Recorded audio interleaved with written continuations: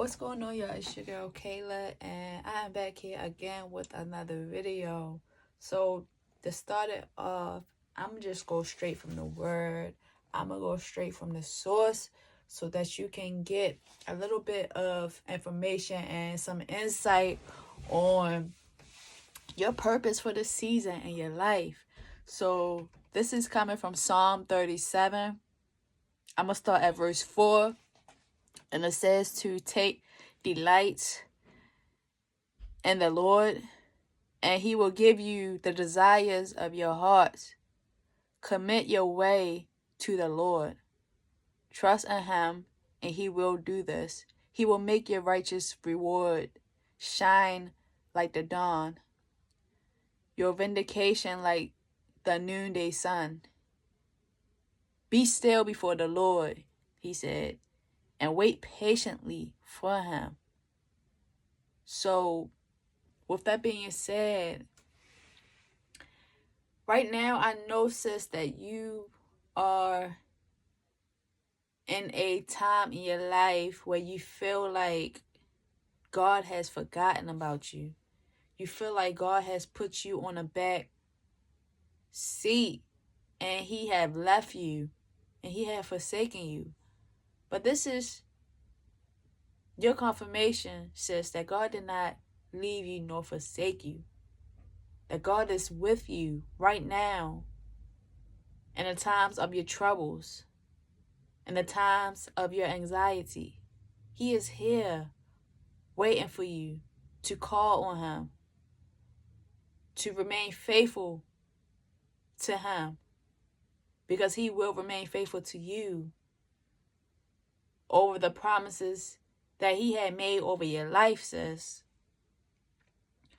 So as we continue to remember that we have to be still in the middle of our waiting, we have to be faithful.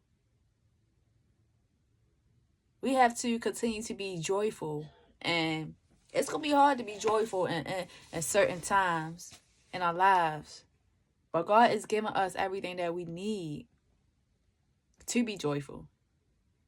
He's giving us his promises and the desires of our hearts. But right now, sis, I know you're waiting for that job to come through. I know you're waiting for that certain person to come through. I know you waiting for a situation and things to change in your life. And it seems like you want to be there forever, but you're not. God said that you will not be there forever. God said that this is only temporary. This is only temporary. And he had more for you. You was made for more. You was made to thrive, to be happy, to be joyful. And you can only do that by knowing that you are chosen by the Most High to fulfill his calling over your life. So what do that look like? What do waiting in the midst of the trials and tribulations look like? Well, it looks like praying every day. Praying every chance that you get. Because when you are praying, you are remaining connected to the Most High. You are remaining connected to his promises over our lives. You are having that conversation with him. You are building that relationship with him when you are praying and talking to him. Right? A lot of times we tend to go to people with our problems, but at the end of the day, they won't be able to solve our problems the way the Most High can solve our problems. And don't get me wrong, sometimes God will use people to help us solve our problems, but he is our main source of comfort, of peace, of movement, right? So another thing we must do while waiting is to praise him and to worship him and to be thankful for the things that we already have, sis. We gotta be thankful for everything that we have, big or small. Because when you show gratitude to the things that you already have, he know that you're gonna show gratitude and love for the things that's coming your way. So to make our hearts be gladdened, we have to just be thankful and grateful for all that we have.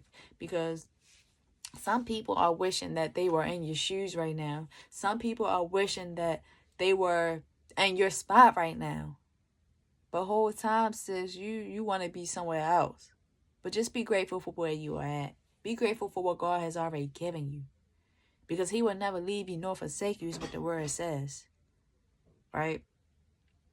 So yeah, from that, it also says in verse 8, we are still in Psalms. It says in verse 8, refrain from anger and turn from wrath. Do not fret, it only leads to evil. For those who are evil will be destroyed. So don't become bitter in your season of waiting. Do not become anxious or evil in your season of waiting. Because a lot of times, people tend to take out their frustrations on other people. People start to blame others around them for their troubles and their frustrations. But stop blaming other people. It's not their fault. Everything lies within you and the Most High. So we have to trust that the Most High is right on time. Not on our time, but on his time. And that's the right time. So I'm going to go ahead and leave it at that. I'm going to drop the verse down in the description. And I'll see y'all in my next video.